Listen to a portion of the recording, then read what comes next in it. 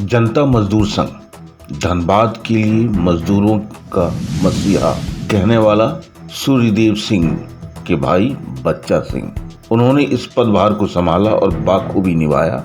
कोयलवरी मजदूर से लेकर के जहां भी मजदूर मजदूरी कर रहे हैं उनका ये मसीहा बन बैठे।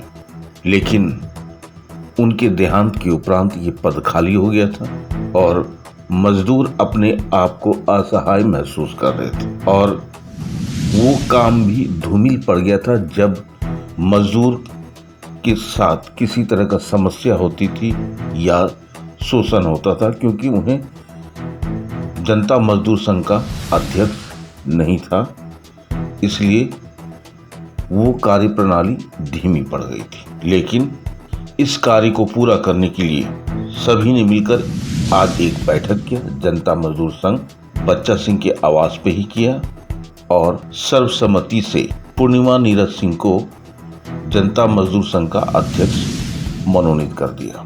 सबसे बड़ी बात यह है, जो संगठन इतना मजबूती के साथ चल रहा था, इसमें और अधिक मजबूती प्रदान करने के लिए सही प्रत्याशी का चयन किया और उपाध्यक्ष में वैसे व्यक्ति को रखा गया जिसे 50 साल का अनुभव है। वो शुरू से उपाध्यक्ष रहे जनता मजदूर संघ के सूर्यदेव सिंह के टाइम से लेकर के अभी तक, और उन्होंने इसका दामन अभी तक नहीं छोड़ा। उनका नाम है मुन्ना सिंह। अब सबका जोश हाई हो गया है और सब आश्वस्त हो गए हैं कि अब कार्यप्रणाली जो धीमी पड़ गई थी अब वह पुनः तेज गति से आगे बढ़ेगी और मजदूरों के ऊपर हो रहे अत्याचार का पूरा जायजा लेगा और उसकी समस्या को त्वरित दूर करेगा और 24 घंटा लगातार उनकी सेवा में हाजिर रहेगा। सभागार में मुख्य रूप से शामिल हुए श्री एनडी पांडे, भुवनेश्वर सिंह, सुभाष सिंह, रामकृष्ण पाठक, जेपी सिंह, मुन्ना सिंह, अजीत सिंह, सुबोध सिंह, सुधीर सिंह, अक्षय यादव, अभिषेक परमार, ललन सिंह, विवेकानंद, टीपी सिंह और सभी क्षेत्र के अध्यक्ष सचिव नजर आए। आइए देखते हैं एक रिपोर्ट हमारे संवाददाता योगेंद्र कुमार धनबाद से। जी मैडम बताइए, आज का क्या हुआ, रिजल्ट ही बता दीजिए। रिज़ल्ट देखिए, हमारे आदरणीय बच्चा बाबू का देहांत होने के बाद जो है वो हमारे यूनियन के जनता मजदूर संघ के जो है महामंत्री थे और उनके देहांत होने के बाद जगह खाली हो गई थी, तो हमें एक निर्णय लेना ही था और हमारे यूनियन के सभी सदस्यों का बहुत दबाव था कि एक निर्णय जो है लिया जाना चाहिए, पद ऐसे खाली नहीं छोड़ा करते हैं। तो उसको लेकर हमारे सभी यूनियन के संबंधित साथी जितने विभिन्न एरिया से सभी आए थे और एक सभा करके हमने जो है सर्वसम्मति से जो है सबने निर्णय लिया है। जो अभिषेक जी हैं उनको महामंत्री नियुक्त किया है और मुझे अध्यक्ष नियुक्त किया है। इसके लिए मैं अपनी यूनियन के सभी सदस्यों को बहुत सारी बधाई देती हूँ और हमारा ये प्रयास रहेगा कि संगठित और असंगठित सभी के लिए हम मिलकर वैसे ही लड़ें और सभी के न्याय और हक के लिए जैसे लड़ते आए हैं वैसे ही लड़ते रहेंगे हमेशा। मैडम, जैसे मजदूर के हक की बात हो रही है तो आज की डेट में देखा जा रहा है कि हाटकोट भट्टा में बड़ा कम न्यूनतम मजदूरी पे काम किया जा रहा है, लेबर लोग का ऐसा कुछ है, उसके ऊपर आप किस तरह से कार्रवाई करेंगे? देखिए, ऐसी जानकारी बिल्कुल शोषण है। देखिए, आपको पता नहीं जानकारी है या नहीं है, लेकिन मेरे स्वर्गीय पति जब थे तो एचपीसी लागू कराने का सबसे बड़ा जो कार्य था जो कोल इंडिया में, और आप इसका भारत सरकार का जो है लेबर गैजेट में अगर आप देखेंगे तो उनका नाम भी इसीलिए गया था, एचपीसी लागू कराने में सबसे बड़ा हाथ उनका था। तो ये प्रयास, और आज भी अगर आप मैं आज दिनांक 19 तारीख की बात करूँ, अगर आप कोयला भवन चले जाएंगे तो एम्प्लॉयमेंट को लेकर, वो चाहे मजदूरी को लेकर हो या एम्प्लॉयमेंट को लेकर हो या असंगठित मजदूरों की बात हो या विस्थापन की बात हो, हमारी यूनियन सदैव लड़ी है और आगे भी लड़ती रहेगी। बस मामला हमारे संज्ञान में आना चाहिए। आपके पास एक चुनौती बहुत बड़ा है कि जो नीरज सिंह जी ने जो करके गया था न्यूनतम मजदूरी दर जी और बी फॉर्म में नाम, वो आज बिल्कुल गुम हो गई है। ये आपके सामने चुनौती है, कैसे लड़ेंगे? देखिए, नियमतः जहाँ पर जो है बी फॉर्म में नाम होना चाहिए और जो न्यूनतम मजदूरी मिलनी चाहिए, उसके लिए तो जो है हम लोग हमेशा लड़े हैं और लड़ते रहेंगे। आप अगर जानकारी लें तो विभिन्न क्षेत्रों में हमने ये प्रयास किया कि न्यूनतम मजदूरी सबको मिले, ये प्रयास किया हमने और कई जगह कारगर सिद्ध भी हुए हैं। अब समस्या सबसे बड़ी हमारे साथ आती है कि प्राइवेटाइजेशन होने के साथ साथ कोई कंपनी 2 साल के लिए आती है, कोई 3 साल के लिए आती है, कोई प्रोजेक्ट 2 साल का है, कोई 3 साल का है। जब तक आप लड़ते हैं तब तक वहाँ प्रोजेक्ट खत्म हो जाता है, लोग चले जाते हैं और लोग फिर बेरोजगार हो जाते हैं।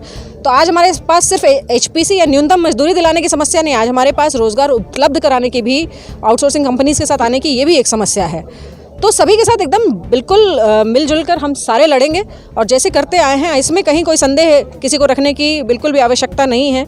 लड़ाई जैसी जारी थी वैसी ही रहेगी। मैडम एक छोटा सा सवाल ये है कि हार्डकोक भट्टा में जितने भी मजदूर खट रहे हैं आज भी 230 रुपया जी, ये कहाँ का इंसाफ है मैडम? नहीं, बिल्कुल इंसाफ नहीं है। लेकिन ऐसा अगर संज्ञान में आता है तो मैं तो लेबर डिपार्टमेंट को वहाँ भेज दूंगी। वहाँ पर आपको पता नहीं है लेकिन बियाड़ा क्षेत्र में ऐसी 6 जगहों हैं जहाँ पर हमने, क्योंकि हमारी समिति वहाँ गई थी, क्योंकि मामला संज्ञान में आया, किसी ने जो है शिकायत की, बिना नाम बताए अपनी शिकायत की थी और हमने जो है वहाँ पर छापेमारी करवाई जिसमें मैं खुद गई थी और वहाँ हमें बच्चे मिले और उन कंपनियों के ऊपर जो है कार्रवाई हुई, बाकायदा झारखंड सरकार ने कार्रवाई की।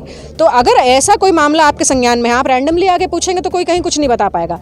लिखित तौर पर या किसी एक व्यक्ति को, वो चाहे बताना चाहे, सामने आना चाहे या ना चाहे, ये शिकायत करनी चाहिए, लोगों को बताना चाहिए।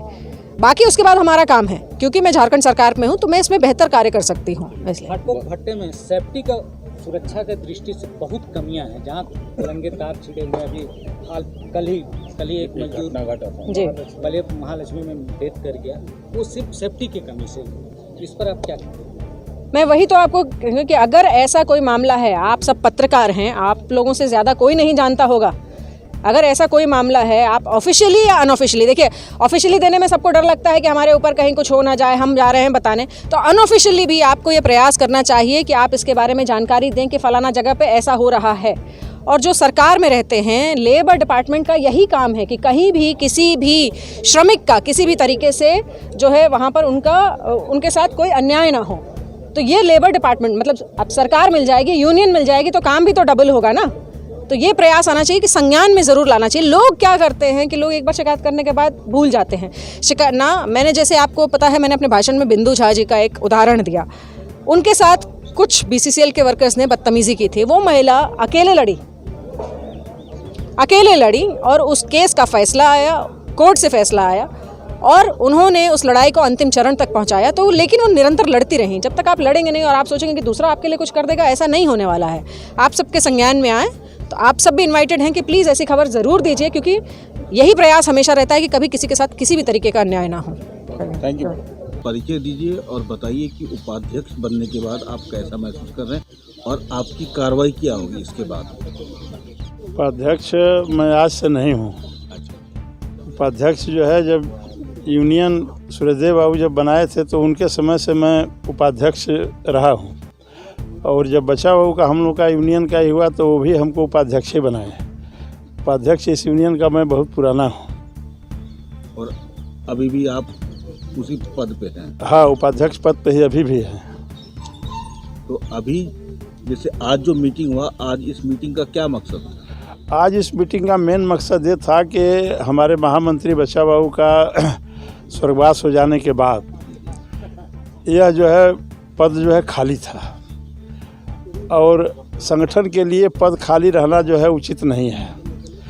इसलिए करके जो है आज उसका जो है हम लोग सारे 12 एरिया से जो है और भी जो है हमारे अगल बगल के लोग जो भी थे संगठन से जुड़े हुए हैं, सब लोग जुटे थे, सबको जुटाया गया था और सब लोगों के सर्वसम्मति से आज जो है विधायक पूर्णिमा नीरज जी को जो है अध्यक्ष का भार सौंपा गया और अभिषेक सिंह जी को जो है वो महामंत्री का पद दिया गया। और अब ये दोनों लोग जो है काम में विश्वास रखते हैं और थोड़ा सा जो है बीच में कुछ महामंत्री के बीमारी की वजह से, फिर गुड्डू का भी कुछ तबीयत खराब की वजह से जो है थोड़ा हम लोग शिथिल हो गए थे। लेकिन अब हमको जो है दोनों नौजवान मिल गए हैं, अध्यक्ष और महामंत्री। अब हम लोगों को सामने जो भी लड़ाई आएगी उसको हम लोग जो है बहुत ईमानदारी पूर्वक लड़ने का काम करेंगे। और संगठन हमारा पहले भी बहुत मजबूत रहा है, आज भी बहुत मजबूत है और आगे भी बहुत मजबूत रहेगा। इसको किसी का कोई औकात नहीं है कि हम लोगों के संगठन को कहीं कोई जो है। हाँ, अच्छा, एक ही बताइए कि मजदूर के लिए आप लोग शुरू से, ये संगठन मजदूर के लिए शुरू से लड़ा, जी। लेकिन आज भी कहीं न कहीं मजदूर लोग ऐसा है जो कि 230 रुपया का हाजिरी करता है, और अगर मालिक से पूछता है या कहता है कि भाई हाजिरी बढ़ाई, तो बोलता तुम्हें हम नौकरी से निकाल देंगे। हाँ, ये आपका जो है ये सवाल जो आपने किया बहुत ही अहम सवाल किया, चूँकि हाड़कोक भट्ठा वाले आज भी मजदूरों का शोषण कर रहे हैं, पहले भी किए हैं। लेकिन अब यदि कोई भी मजदूर आएगा और अपनी जो है समस्या को बताएगा, तो हम लोग जो है उसकी समस्या को हल करने के लिए एड़ी चोटी लगा देंगे।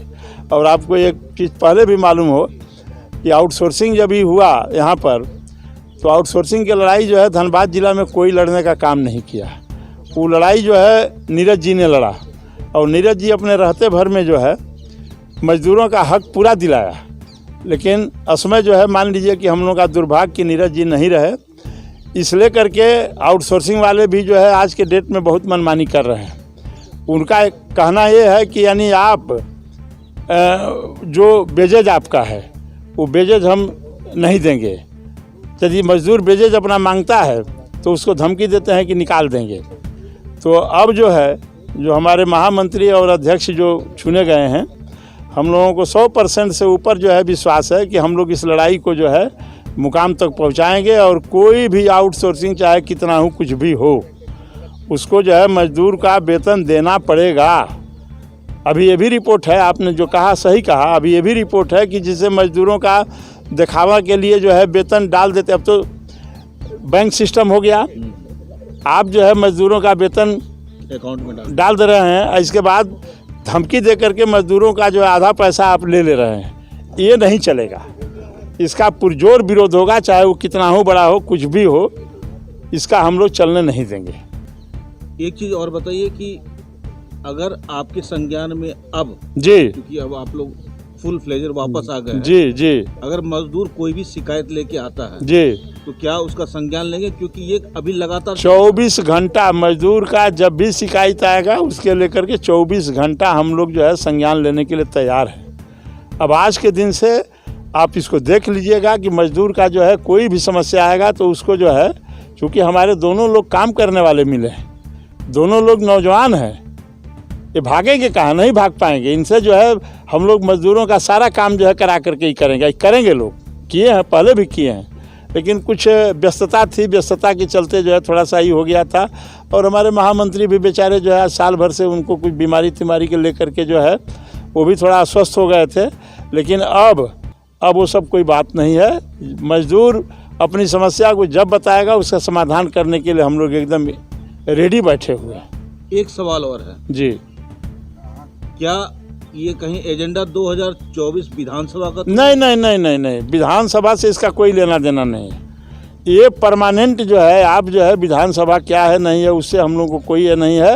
विधानसभा में तो हम जीतेंगे ही, जो है ना झरिया सीट हम जो है जीतेंगे, एकदम जीतेंगे। चूँकि हमारी विधायिका जो इतना काम झरिया में की है, आज भी कर रही है, आगे भी करेगी, कि वो सीट हम लोगों का जो है, बाकी और धनबाद के सीट का तो हम नहीं कुछ बोल सकते हैं कि क्या है नहीं है, लेकिन झरिया विधानसभा का जो सीट है उसको हम लोग 100% जो है जिताने का काम करेंगे या जीतेंगे।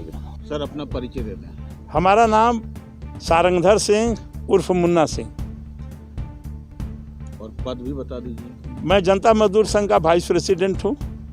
आप देख रहे हैं सब पर नज़र। धन्यवाद।